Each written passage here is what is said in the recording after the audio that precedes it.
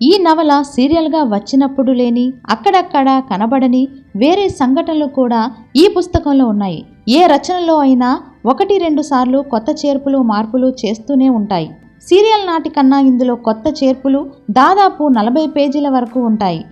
తల్లిదండ్రుల మధ్య ద్వేషం పుట్టించడానికి రాసిన నవల ఇది అని కొందరు దీని గురించి భావిస్తారు.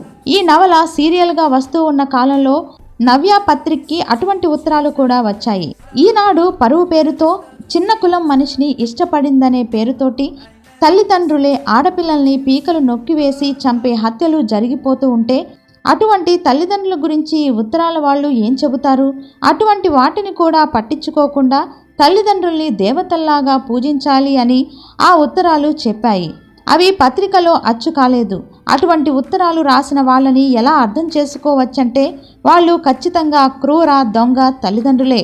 వాళ్ళు అప్పటికే దొంగలుగా ఉన్న వాళ్ళే. గుమ్మడికాయ దొంగ అనగానే భుజాలు తడుముకునే వాళ్ళు ఎవరు? అప్పటికే ఆ దొంగతనాలు చేసి ఉన్నవాళ్లే కదా.